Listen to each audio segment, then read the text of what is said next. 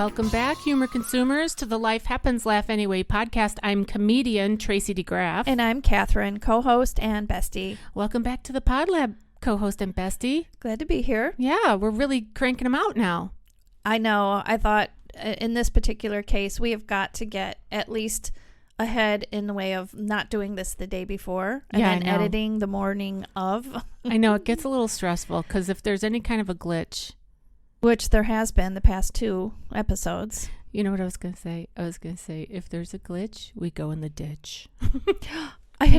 Oh my gosh. What? You had a dream about that? I had a dream that my mom ended up in a ditch. Oh no. And it woke me up in the middle of the night. And yeah, it was awful. She was on like this little... In my dream, she was with friends and they were on this like little train thing, the kind that you would see in a zoo. It's a train on wheels, you know. The friends took her. They didn't see her wander off when it was finished. And Kenny and I could see her from across a divided highway, and she just wanders and she falls down into this ditch. Oh, no. And then I run across the divided highway and there she is all curled up. It was awful. It sounds awful. Yes. I'm sorry that I triggered that. I know. It was a trigger word. Sorry. Well, aside from that, we're talking today about tipping. So if you're joining us for the first time, we're just 2 best friends who do a weekly podcast. New episodes come out Wednesdays at noon Central Time. I know. Proud of us. Oh, so proud. Proud of me. We haven't done anything as consistently except for stay married. Right? And raise kids. I mean, we're not married to each other. Right. We're married. Let's clarify that for our newbies listening. We're married to our husbands. And we have children. That's funny. I know. That could be taken. Whatever. Yeah. Anyway, so this is episode number 142. And Right. the topic of the day is tipping. And I did not know that there's a big thing out there now. Yeah, I couldn't wait to do this. Yeah, this one was Catherine's suggestion that we do this topic because she had heard about whatever we're going to talk about today. Before we get into the takeaways, let's talk about our sponsors. That's right. Do have sponsors of this podcast because podcasts do cost money. Yeah. And our sponsors give $5 a month. And the way that they do that is through Patreon. So if you're listening and you have been listening for a while and you'd like to become a humor contributor and cross over that rainbow bridge from consumer to contributor, we will welcome your $5. And that takes place on Patreon. You can go there and just put in Life Happens, Laugh Anyway podcast. You'll find us. Or you can go to the show notes of this episode. You'll find it there. Or you can find it at my website, tracydegraff.com. Right. You know what I forget to say sometimes when I'm talking about the Patreon thing and why we need the money? Yeah, what? I forget to say that it also helps us with our mission because we do like to encourage and inspire people. We always point to God at the end. We to do. Jesus. I mean, that's really why we're doing this. We're not doing this to make money, really. Mm-hmm. I mean, it'd be nice if someday down the road we get, you know. Yeah, because it is work. Oh, yeah. It's right. It's at least a full day, I would say. What? Maybe people can tip us. Oh, that's their tip. Yes. we need a tip. That's great. Because we don't have money. Right. Well, yeah. And, you know, I kind of think that there are different expectations. Like with a tip, you have a certain expectation. Like, I'm going to give this to you, obviously out of gratitude, whatever. And then there's sponsorship, which is, hey, I'm just supporting your mission. Mm-hmm. But so, yeah, give us a tip sponsor. Mm-hmm. All right. Enough about that. The takeaways from today, we always give you a couple takeaways. One, we're going to talk about the history of tipping, a little bit there. We're going to also talk about tipping fatigue. And yes. Yeah, because that's a thing. It is a thing. And yeah. Tip creep. Have you heard of that? I haven't heard that one. Oh, we're going to talk about that. Okay. But there was a viral video that went out. We're going to talk about that a little bit. And then to tip or not to tip? That's the question. Mm-hmm. And then, like, what industries do you tip? And how much do you tip? All those things. Get fired up, people. Yep. I'm here sure we go. you have a thought on it. In fact, I know you do. Everybody has thoughts, Catherine. Well, they have, let's say, emotional thoughts attached to this one. How Bingo. about that? Bingo. On the nose. Emotions definitely get you going. Oh, as always, we have an inspirational close, so we're going to send you to the Word of God and just give you some inspiration there. And then finally, we'll have a little call to action. So what say you, Catherine, about tipping? First of all, I say, well, you mean in terms of history?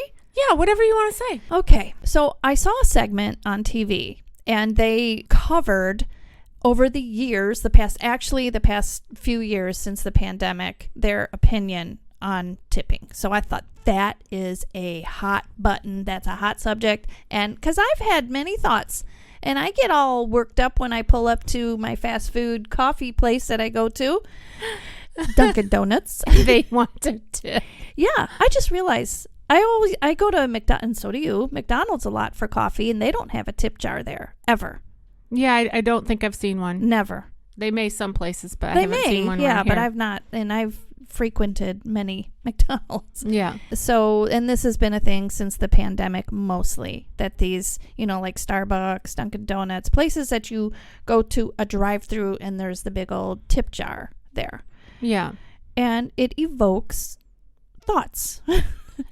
I like what you said, though. You said emotions, because every action or thought or behavior is driven by an emotion. That's right. That's the way we function as humans. Yeah. So then I texted you, I think, and just said, let's do an episode on tipping. Yeah. It's a hot button. So that's how you first heard about it. Something you watched on TV that was talking about this tipping rage. Well, it made me realize, hey, I got a lot to say about that. Yeah. And so, yes, that was what tipped me over the edge. Haha.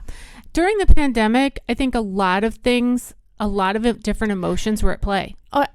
Yes, and the pandemic has changed so many things, and tipping is one of them. Okay. Yeah. All right. Well, what did you learn? Because I'll share some of what I learned as well about the history of tipping. How did we even come to this place where tipping is an expectation? Yeah, I did not know that tipping initially started in Europe, and it was like an aristocrat type thing, and the U.S. didn't have any tipping system whatsoever. But then before the Civil War and or during, people were traveling to Europe and they were picking up this idea. So it was brought over here. It really took off post-Civil War era. But what's behind it is a lot of racism, a lot of, it's a negative thing, basically. And so it really, like I said, that's where it started.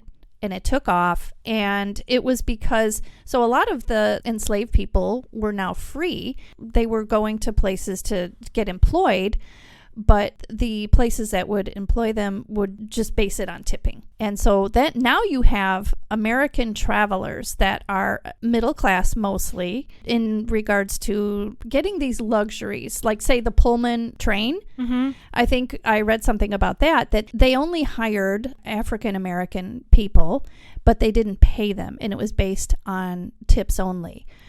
Well, the problem was a lot of the travelers were middle-class people who didn't have servants, who didn't have these things. So they were like, ooh, we get this luxury, but they really couldn't afford to tip a lot. So there's all these negative attachments to that. That would definitely be a negative attachment. If I was a person who had been enslaved and now I'm looking for a job and now I'm enslaved again. Exactly. Because I'm working for free, basically. Exactly. So they're getting ripped off. Yes. Yeah. So that's its origins in the United States. And then Europe they did away with it. In the United States, we embraced it, and it grew from there. And then I did not know this until, actually, you told me about it when we were talking about doing this episode, what TIP stood for. Maybe I heard it a long time ago, but I've long since forgotten it. That it means to ensure promptness, right? Yeah. However, it seems backwards, because if tip is to ensure promptness, you would give that before the promptness is a thing, wouldn't you? You would think, right? Or would your server just know that if I'm not prompt, I'm not going to get a tip? Well, I believe in our generation of growing up, that's what Comes it was. after. Yeah. Okay, a question for you. Because your mom is from England, as we know, and maybe new listeners, heads up, Catherine's mom grew up in England. Mm-hmm. If I were to go to England today, 2023, would I go to a restaurant and tip or no? Actually, no. I wondered if tipping was now popularized over there, because I remember when I was a lot younger and my relatives and friends over there said, we don't tip. And that was something they didn't expect when they came here. They They're like, oh no. well, same with taxes. Their taxes are included in the price. Oh, okay. Yeah, so there were all these extra fees over here, like tipping and taxes and sales tax, that is, things like that. But I just read that in England, they passed a law on tipping for bars and restaurants, and that the new law, and this is as of May 2023, rules that withholding tips from staff will be unlawful. So you mean the restaurant withholding tips? yeah, so the So they tipping must bill tip. has, well, they must tip, but I've also, okay, so yes, they must tip, but the restaurant operators, whatever, owners, they can't pay them less because of the tipping. Okay. I also read that they still don't really have to tip, and when they do, it's only 10, 12, 15%. And that's even now. At least that's what I read. Which was really more in line with what I remember growing up. You tip at least 10 to 10 to 20%. 20, right. And I could never do the 15% because I can't do math.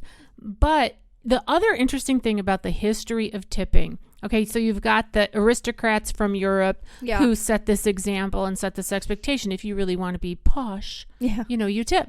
All right, so that comes over, and then we've got the slaves in America are free, and now they're basically working for free or working for tips, which is unfair. Mm-hmm. And then you had the minimum wage that was set in place in America. Yep. Okay, so there was a minimum wage, and eventually there was a minimum wage that needed to be given for the tip workers. That's right. Okay, well, the minimum wage in America has obviously gone up quite a bit significantly from its, beginning. Mm-hmm. However, the minimum wage for our tip service workers has stayed the same since like the mid-60s. I wondered if you knew that. Yeah, I learned It's the same today in 2023. It's $2 and something cents today. I know. The same as before. I was appalled. It's been when 50 I read years. 50, I think it was the mid-60s, and I was born in 65, so it's like 55 plus years, 57 years. That's a long time, too. It is a long time for something to be set and not moved. Absolutely. Especially in today's environment and culture, and especially after the pandemic. And I understand that if you're in the service industry, especially food service, right, you can make bank on tips. Mm-hmm. You can. If you're in the right restaurant with the right clientele, the right expectation, and you're the right server. Yeah. You do a good job, right? Mm-hmm. You can make bank, right? Even if the minimum wage for a tip service job is $2 an hour, and some change. However, I do believe that there are problems with that because people can take advantage of it. Absolutely. And it's not fair. And obviously the server has a choice, I can go somewhere else, but maybe they're in a region of the country where you're slim pickings. Yeah, that's right. Anyway. All right. Do you have anything else about the history of tipping? Not really. Okay. I want to say one thing about the pandemic. Did you hear something glitchy? No. Okay. Let me double check Audacity. I had a flip here. Sorry, we've had glitchiness, and then it seems to be fine. Okay, hopefully we're fine. All right, so during the pandemic, there was a lot of our essential workers, are out there, right? And the rest of us are sitting on the couch. My job wasn't essential, and so we felt bad. And I do remember going through even McDonald's and just saying, just keep the change, they can put it in that little Ronald McDonald House or whatever. And honestly, people didn't want to touch the change. There was those times in the beginning where doctors were washing their groceries on TV and showing you how to do things like that. And I don't know, it seemed like during the pandemic, that was like the one thing you could do to show love and generosity and, compassion on people. That's exactly right. It was a compassionate thing. It was just an extra thank you for showing up. And, and that's how it came to be. And then also the tip jars started to show up at drive-ups. Yeah. And here... And even healthcare workers were tipped in a way. Really? Well, let me explain. In a way, they were tipped by food and stuff. Do you remember when various people would do drives to drop off sandwiches at the hospital and stuff like that? And remember all the signs thanking the healthcare workers, and there were different companies that were donating little cheeseburgers and stuff that they would take over to the Oh, okay. nursing staff. I mean, it was just an outpouring of, we're kind of all in this together, and so we want to show. And I think that's really is the American spirit. I do believe that the United States of America is a extremely generous country. We are known to be, yes, in terms of charity. Giving. In giving, Yeah. exactly. So that's where our heart is for the most part. However, let's move into tipping fatigue. Yeah. How do you feel as a consumer about that? I do feel fatigued, taxed from it. I feel anxiety. Then not extreme anxiety, but I do feel anxiety when that little square thing that is in front of you when you're at a help yourself type service industry, when you go to the counter yourself and you're not being waited on, and they turn that thing over to you, and then there's your options. And there's usually, if you look under the options, it'll say, actually it's really high now. I don't even think 10% is on there, but it'll be 20, 30, up to 30% typically on those little things. And I stand there like, okay, they're right in front of me. Yeah, and I did find out that it's the retailer that sets those. Yes. So they have their own point of sale Yes. software, and they can choose where do you want the tips to start. Yeah. They don't have to choose 10%. They can choose to start at 20% and go up from there. Yeah, right. And I also learned that it is those point of sale devices like Toast and Square, Clover, I think is another one that really enabled these people in the service industry to take advantage of that. Yeah, because it made it simple, for one thing. Yeah. And it put the guilt trip on you. That's right. Because if you're giving me my coffee, Yeah. so you just gave me my coffee. You just did your job that you're paid a whatever wage for. Right. And now I have my coffee. And now I go to pay. So I swipe or tap or stick it in or whatever. And up comes the tip part, and you're right there. That's exactly it. We have to put a like a ceiling on it, because that, like you just said, that's their job. And those people standing at the counter, they're not paid, I don't believe anyway, like waitress salaries. The lower waiter. $2 an hour Right. wage. They're paid a minimum wage. And on top of it, they are not serving in the way that a waiter or waitress would be. And not that's only that, but now, like McDonald's, we went into McDonald's on our most recent oh my gosh. our most recent trip to South Carolina. Okay, so I had a gig down there, and Catherine and I drove, which we're not going to do that again because that Not was that far. No, especially not through the mountains. Anyway, so we go into this McDonald's, and there's the kiosk where you're supposed to order your own thing. Yeah, they're really pushing that They now. are. And in fact, this employee came out from behind the counter and mumbled something like, blah, blah, blah, kiosk. Yeah. Like, we're supposed to go over there and get friendly with the kiosk. Required to do their job. I saw fingerprints all over that glass, by I the know. way. It was disgusting. And then anyway, you're gonna, yeah. okay, wait. The employee... I'm waiting. I'm sorry. The employee helped us to learn how to do the kiosk. Yeah. And once we can be taught, right? But I don't necessarily want to learn. No, I don't I don't either. want to. I also can't stand when I go to a big box store and you have to do the self-checkout. I don't even sweat that much, but when I'm having to check myself out, You get all and I sweaty. can't stand it when I have to do the produce, you know? Oh, when, yeah. When you're like, well, you know, and then you're looking all over the screen and touching it and trying to find where the, you know, the right lettuce that you picked up or the squash, and then, you know, I can't stand that. I know. I really want to just say, I just want a cup of coffee. That's what I want. And I don't want to have to mess with the screen with the million options. Anyway, sorry, I lost track of where I was. Rant over. Yeah, no, unshun. Wait a minute. I love this subject. Tipping fatigue comes in when you have stuff like that going on. Okay, we're not old, but we're in the middle, Yeah. right? So I'm 57. I'm not ancient. I can learn how to use technology and all of that. Yeah, it's but not about I don't that. want to. No. I just want to put one foot in front of the other, get my coffee, and move along. Isn't this why we do it? Isn't this why we go to those places? So that somebody else makes it, somebody else rings you up, and somebody else serves it to you. I don't want to go to a restaurant, not even a fast food place, and do it myself. Okay, but you know what that motivates me to do when it's that complicated? And then they want to tip on top of that? Mm-hmm. I want to just make my own coffee. I just might as well make my own coffee, put it in my little thermos, and bring it along. Right. And like they used to before there were drive-thrus. Dang. Rant not over. Rant not over.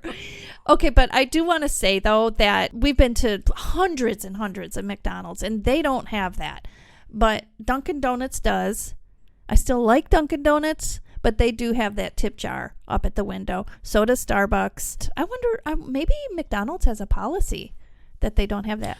Do you know? Okay, here's one thing about the drive-thru that I will give them credit for. Mm-hmm. If they are working that drive-thru window when it is freezing cold and windy out, I do feel bad for them. I feel bad too, but it's a stepping stone job. That's true. It motivates people to, work up higher. I'm sorry, but okay. So when I was first starting out, one of my first jobs was I worked at a grocery store at Dominic's. Okay. And as a bagger, which is typically where you start out, you have to go out in the freezing cold. And I was this big. I mean, I was tiny. And you have to go into the parking lot and you have to gather up all those carts. Nowadays, they have those belts and they have things that help you maneuver the carts. No, not so.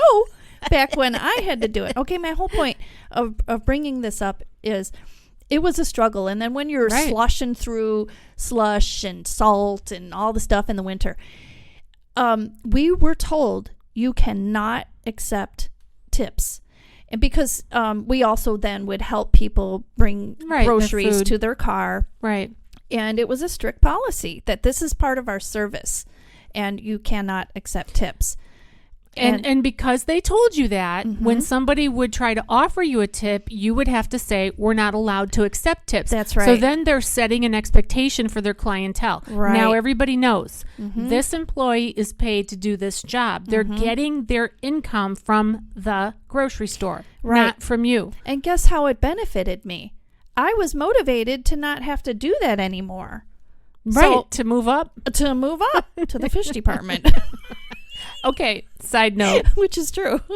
I have to tell you what happened yesterday because I don't remember if I told you this. Mm-hmm. Yesterday, Catherine and I went and picked up our groceries together, yes. which we often do. Mm-hmm. And we went to we Aldi. Are Siamese, if you please. We went to Aldi and we used Instacart. And I've been using Instacart now for 3 years since the pandemic. Mm-hmm. I absolutely love it most of the time. They should love sponsor us. Yes. Shout out to Instacart. Yeah, I don't think they do that, but yes, they should because we love it mm-hmm. most of the time. Okay, so you click, you put your stuff in your cart, you pay for it, and then you pull up to Aldi, you pop the trunk, and they put the groceries in. Mm-hmm. Most of the time, I get out of the car and I help whomever it is, the employee that is loading up my car. I'll help. Yeah. I'll help that person. You do that, right? I do, because I feel like if that was me and I was busy, I would appreciate it rather than just sit in the car. Mm-hmm. All right. Yesterday, I got out and Catherine is driving a brand new to her car. Mm-hmm. She just got a new car. And that woman had 2 carts that she was pulling out. She had our groceries, mine, yours, and another gal's. Oh, she did? She did. But she only had a couple bags because it had a different last name on it. Mm-hmm. And I pointed out to her that stuff doesn't belong to us, but these 2 do. Anyway, she had 2 carts. Well, she let go of one of the carts and it was headed right toward your car. I wondered why you said because I got out too, but by the time you had said that, I got back into the car because you can't have 3 people putting groceries into one car. Not enough room. Right. So anyway. Yeah. Well, I did say to her, I said, well, hang on to that cart. Cause I heard you say that. Yeah. Because I said, she just got a new car and she doesn't want that cart in it, So she let go of it? She let go of it. And I pointed out to her that the cart was moving toward your car and she better grab it. Well, and then she grabbed the cart And then she was fussing with her keypad, whatever it was. While she stood there and watched me load up the car. Yeah. And I was thinking, okay, and I put in a case of water, and I put in another case of water, and then some other heavy bags. And there was some not pop, but LaCroix. Yeah. There were 2 like 12 packs of LaCroix that were underneath. Now, when I get LaCroix in the grocery store, I don't put them underneath because then I know I've got to You need to get lift them. it up. Right. I know. I've been on this rodeo for a while. I know. And I mean, this woman didn't know this, but I just recently had some back issues, and I'm very careful about lifting anything Yeah. from basically the floor. Yeah. Okay. So I was annoyed Mm-hmm. and aggravated and all the emotions and almost like angry with the lack of customer service. Oh, I know you so well.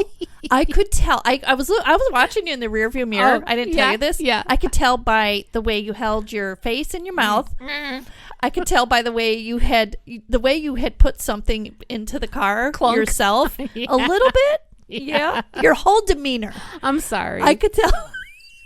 Forgive me, Lord. Forgive me. And so I did say to the woman, I said, I'm going to let you get the stuff from the bottom. I'm going to I did call it pop because it just came to my mind. I said, I'm going to let you get that pop. And she goes, oh, you want me to get that? I go, yeah, I do. And there was a thing of oatmeal down there too. Mm-hmm. I said, I'll get the oatmeal. You get the pop. Yeah. And I didn't want to go into the whole thing about my back and blah, blah, blah. But my expectation has been for 3 years, pop the trunk, they put it in, and I go and help. But that's added that I just want to do. Mm-hmm. But I just felt like she should have been giving the customer service that I think the store is hoping that she'll give. Yeah, I did wonder because I was helping too a little bit, and I was kind of wondering, well, maybe she thought, well, these two they've got it, you know, and I was thinking maybe that's it. Could be. Maybe that's why she stood aside. But that's the first time it's happened in 3 years, and all the other employees just do, their job. They do their job. Mm-hmm. Yeah. Yeah. Do you remember in the beginning we tried to tip them, and they said, "Oh no." Right. They did the Wait. thing that your grocery store employee did. Right. Yeah. Mm-hmm. Okay, tipping fatigue, I believe I have it correct. It came out as a result of a viral video. Did you hear about that? The TikTok video? Only because you mentioned it, and then I did look it up. I Yeah. didn't watch it because, one, it was on TikTok, and I didn't want to open up TikTok. I hear you. Yeah, Well, but I read about it. Okay, so I watched it. It was a pizza delivery, Mm-hmm. and the tip was $5. The purchase price of the pizza was $20. Yeah. A $5 tip on a $20 pizza is pretty good. Mm-hmm. And the pizza delivery man yelled to the homeowner, "That's a pretty nice house for only a $5 tip." Mm-hmm. And the homeowner replied with, "You're welcome." with some kind of a snarky comment too. And then the pizza delivery boy said F you Mm-hmm. to the homeowner. Yeah, and it was caught on her camera thing Yes. on the door. Yeah. And she put it out there and it went viral. And then it started this conversation about tipping fatigue because Mhm. there's that expectation. What do they call that? When it's expected, it's you're like It's they expected. say. No, they say the young people, they're entitled. Oh, entitled. You're entitled. You're entitled to this. Hmm. Yeah. So I do think that it's created a conversation. Yeah. Here's another word that came out of pandemic as well. There's tip fatigue and tip creep is a term that I just found. And tip creep is more than fatigue, it's irritation. Okay. Yeah. So I'm going to use that now. Tip creep. I would say that tip creep. creep is also like what first came to my mind is that it's creeping into many other industries where one wouldn't normally expect to have to tip. Yep, that's it. That's what the irritation is. And that's what the fatigue is. So the problem is, okay, these service industry places like Starbucks, they're relying on the consumer to tip these people now since the pandemic. This is what I learned anyway on, I don't know, on one of the things I looked at. To reverse that, so it puts a kind of like an added layer of expense on the consumer. Well, if they decide to take that away, that to not make you feel obligated to tip, well, then they have to incorporate it into their prices of their products. So instead of a $5, let's say, latte or whatever, now it's going to be $6. And so so either way, the consumer is still going to be paying more for, whatever it is that they want. Not necessarily, though, when you have these restaurants or organizations that are well below, the minimum wage, and they're just counting on Tracy and Catherine to fill the gap. Well, that's what I'm saying, that this report was on, that if they want to fix that, if they want to get rid of the tipping thing, it's so standard now at these places that they're saying they do have to incorporate it into the pricing. It would make things a little bit more clear. And clear communication is something that we all look for. Like, we all want to know, what is the expectation? How much is the thing? I watched a video of a guy who the cops had to be called on him. He was so upset because he ordered his food, and then there was a mandatory tip, and it was just him and another person. It wasn't like a table of 20, where the gratuity is included. Okay. It was a mandatory tip. Oh my goodness. And he said, I don't pay mandatory tips. That's right. I plan to tip, but I will decide what to tip. Well, the restaurant said, no, here, this is it. It's a mandatory tip. Oh my goodness. What, was it a big chain? I don't know. It was a Chinese restaurant, but they had to call the police, and the police came, and the guy was just outraged because of the principle of it. Well, exactly right. I don't blame him. No, right. And it's funny you say that, because there's a quote here by somebody on this thing that I'm reading, and it says, you have to go out of your way to not tip now. And that's what a lot of people resent. Also, I want to point out, while I'm thinking about it, 30%, this is as of July 5th, 2023, 30% of Americans say tipping culture is out of control. And I'll bet it's way more than that, because this is just out of a survey that they must have taken. Imagine all the people they didn't get, right? Yeah. For this survey. The other thing, it's not necessarily a tip, but when you go to the cash register at Goodwill and they say, would you like to round up and support our Goodwill mission? And then you say, what is your mission? What is it? We employ people. Well, yeah, so does every other business. Okay, the other thing is, like, say at PetSmart or something like that, even though I don't have a pet, so I don't go to PetSmart, but I've heard that these different chains, that they'll say, would you like to donate $10 to something dog humane thing? Mm-hmm. Okay, here's the problem that I have with that. Mm-hmm. Then the corporation at the end of the year will put out some kind of big public relations campaign saying, we donated $1 million to Pet Humanity thing or whatever it is. Yeah. No, right. Your customers donated. Mm-hmm. No, I don't like that. I don't like that either. Yeah. I don't know if my attitude is right, though. Maybe I should change it. No, well, I don't think so. I think that I am falling prey or victim or whatever to that fatigue. Like, you just can only take so much of it. Yeah. I mean, you're going to give to the things that you're passionate about. If you're passionate about dogs, you're going to give to that. If you're passionate about sewing or whatever, you're going to give something to that. It should not be obligatory at all. Yeah. This is something you give out of, like you just said, it's a passion. It's a spirit of giving and generosity and charity in those cases. Yeah, you give from the heart. Mm-hmm. Okay, to tip or not to tip, we talked about that. What industries and how much, we kind of talked about that. But I want to hear from you. I know what you're going to. Mm-hmm. I want to hear your story about buying your daughter's wedding dress. Come on now. So just a couple months ago, myself and my daughters and her group of friends and my sister, we went to the bridal shop that my daughter wanted to go to. And funny, because not only did I not realize that I was paying for the wedding dress, so I was totally unprepared. I mean, we had told my daughter we would give her a certain amount, and she told me later that she told me that it was going toward the wedding dress. I don't remember her saying that, but I'm not going to contest that. The point is, I wasn't ready. And so anyway, we had this really nice experience at the bridal shop, and the gal was great. I loved her. She reminded me of Colleen Bruns. Okay. Nice. And Hi, Colleen. Yeah, hi, Colleen. Anyway, yeah, she was great. But, and I shouldn't say but. And we even got, a little bit of champagne. And Oh, yeah. she was really good in including me in the decision process for Ellis, and just kind of respectful of everybody's position in the bridal party. Mm-hmm. Well, so Ellie did pick out a dress. So that's when I started to realize, because the gal helping us was talking to me more when she was talking about the costs. And I'm like, what is she talking to me?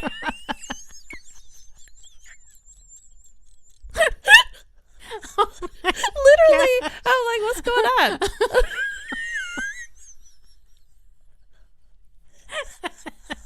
I could just, Are you talking to me? I could just see you starting to sweat Oh, yeah. Panic. and wondering, Wait a minute. how am I going to pay for this? What? How much is it? How much did you say? I like that other dress better, the cheap one. I'm buying a car. I can't buy a dress. The dress probably more than the car. Oh, my God. Put on a prairie dress, Ellis. Well, anyway. So, by the time we're done, I'm realizing, okay, I got to crack open my wallet for this. And thank God I had money, but I don't always have extra money like that. Were you worried when she took the card away? Were you going, I hope it goes? Well, sometimes that happens, but no, not this time. But anyway, so we get up to the counter, and I don't want to disparage at all the gal helping us. I mean, I loved her. She was great, which is what's coming here. So we go to check out, and it's one of those things where they turn the point of sale thing to you and glaring at me, and she's right behind it. She's at the counter checking me out. With the daggers. It says on there 2%. I think it said 2, 5, and 10. I'm like, 2%?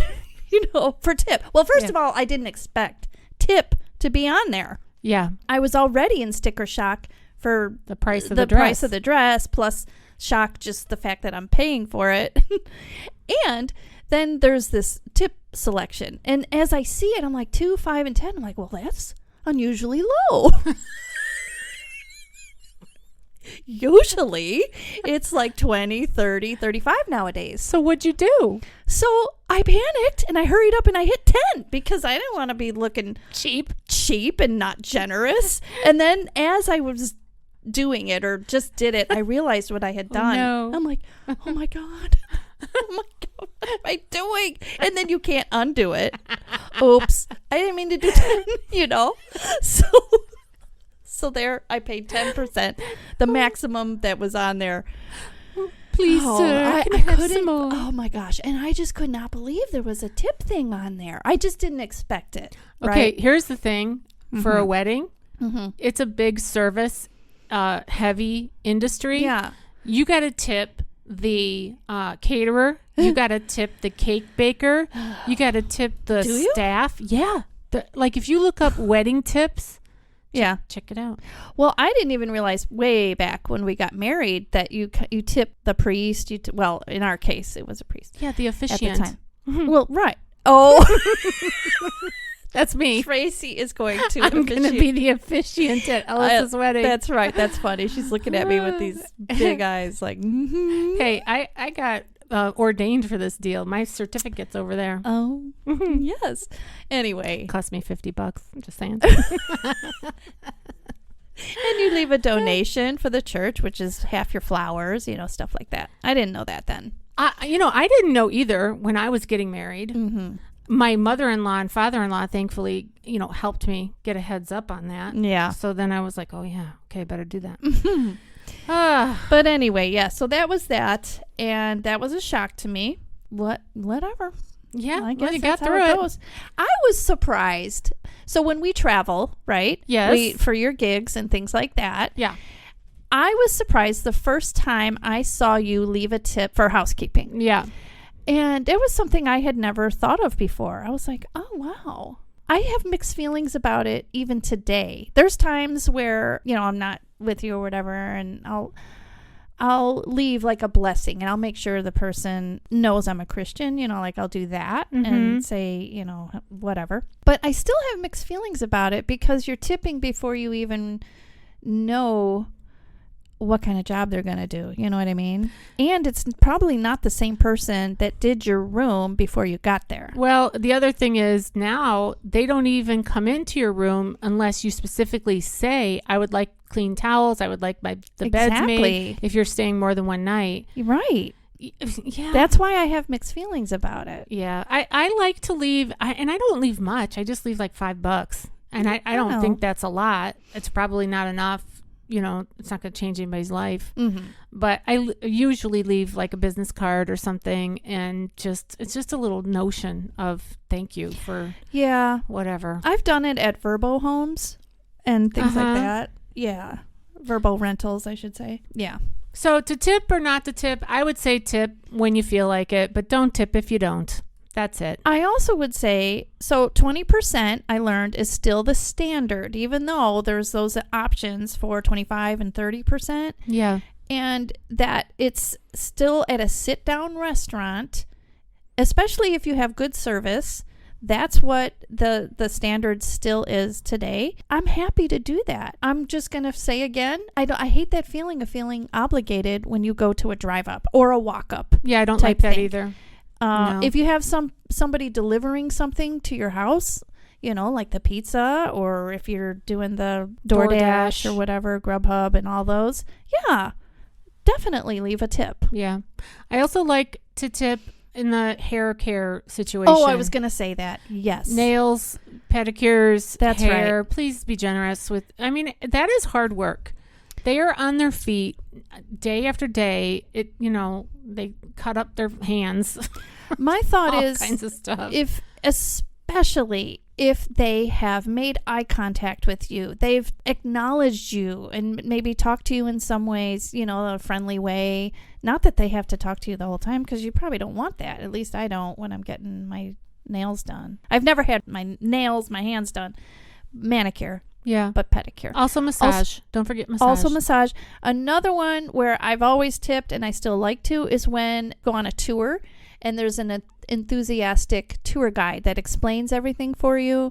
Yeah. I always tip that. And the more enthusiastic and thorough they are, or funny or whatever, then the more I'll tip. Another thing about tipping, I'll say this as an artist and an entertainer. Mm-hmm.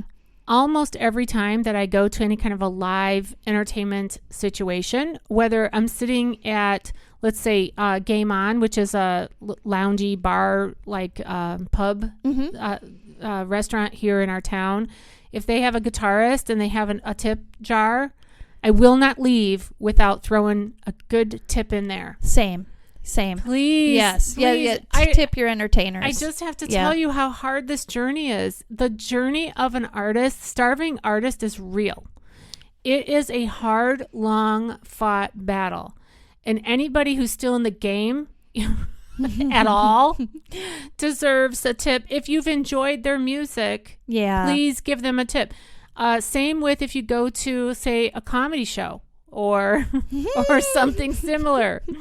If that artist has merch, go buy some merch. Because it does help. It helps a ton. Right. Please support live entertainment. Yeah, I definitely agree with that. All right, let's, unless you have anything else to share about that, let's go on to our scripture. Let's do that. Which is 2 Corinthians 9:7. And let me get it up for you. Sorry, I didn't get it ahead of time because I was lazy or forgetful or both. Okay, here's the scripture, 2 Corinthians 9, verse 7. It says, each one must give as he has decided in his heart, not reluctantly or under compulsion, for God loves a cheerful giver. That goes for tithing as well, Well, yeah. and which we fully support. That is so fitting. That is so perfect for our episode. It is, because we don't want to be misers. We don't want to be No, rude. right. And you know what? Honestly, my attitude with the grocery lady, I don't want to have a bad attitude. You know what I mean? Like, I don't want to. So I need Same. to correct that. And just, I can still express myself and say, you know, would you please get that from underneath? But to have a bad attitude, and I'm a human being, I'm not beating myself up over it. But here's our call to action for this whole episode too, is just to give generously from the heart. Right. That's it. Right. Just give with Be generosity. graceful. You know, we Yeah. get it that sometimes it's just a bad day. And, Yeah. you know, when I see a worker doing their job like begrudgingly, I do try to think, oh, maybe they had a real pill. Because guess what? The public is tough. It is. Yeah. It At is. the same time, Yeah. if you're out there doing service stuff, just also remember on the other end, people are tight. Yeah. Yeah. It's tough. Times are tough. It's tough. A box of crackers is like $6. It's crazy. You know what? And right. Make my own crackers. All right. Yeah, right. You've been listening to the Life Happens Laugh Anyway podcast, and I'm still comedian Tracy DeGraff. I'm still Catherine. We'll see you next time. Bye.